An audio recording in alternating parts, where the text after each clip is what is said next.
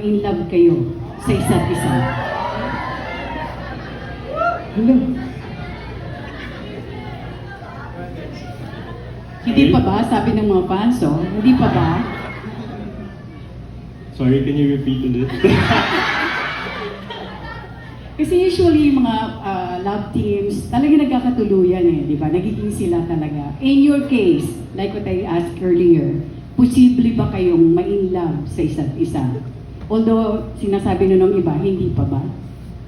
Like you said, kung possible, anything is possible. Pero, di ko na masabi. I don't know. Astin? Ano ka naman sabihin lang? Same answer po. So, posible talaga. Malaki ang Opo, hindi po chance. natin masasabi eh, pero tignan po natin. Yung level ng friendship nyo ngayon, kumusta na? Nasa ang, in a scale of 1 to 10, nasaan na? Ako 11 ako. Wow! 11 na rin ako.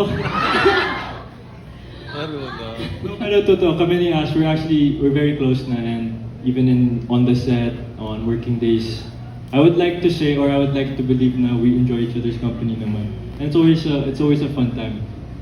Yeah, mas naging comfortable po kami sa isa't isa ngayon. Okay. Yun pa. Alam ko